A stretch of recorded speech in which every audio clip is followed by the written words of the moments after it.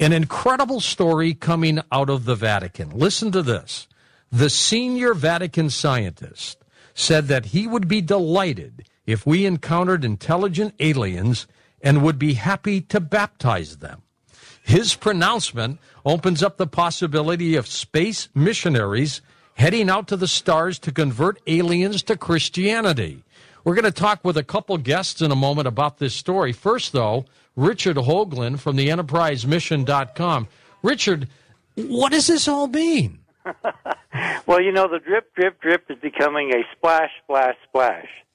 This is obviously planned run-up to disclosure. I mean, there's no other way to account for this.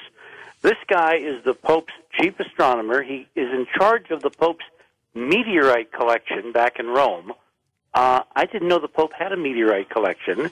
Well, he must have a good one. And he's speaking tomorrow at the British Science Festival in Birmingham, but he's just down the street when the Pope coincidentally happens to be in London when he makes this series of major pronouncements officially. This is not like, Cardinal Balducci. This is official on-the-record Vatican policy.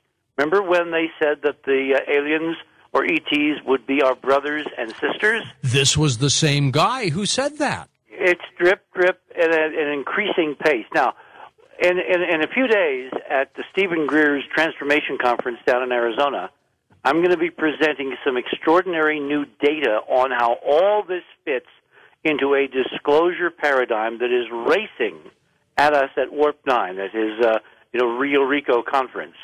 And all I can say is that there are going to be an accelerating cascade of these events, not only from the Vatican. I mean, the Pope is in London to, brief her on the Vatican's perspectives on extraterrestrials?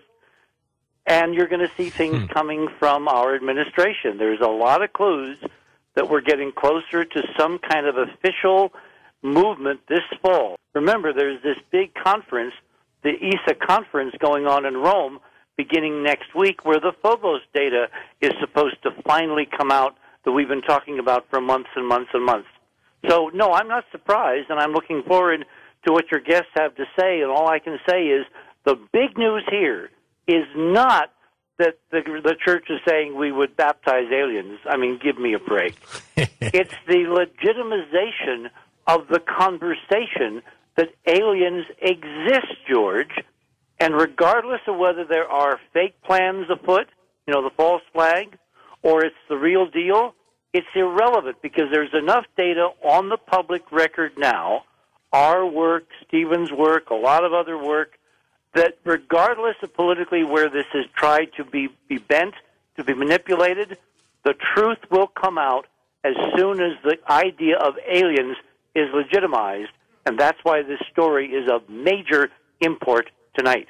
Well, I'm glad you pointed it out to us, Richard. Richard hopped all over the story. And, of course, the father of modern-day ufology.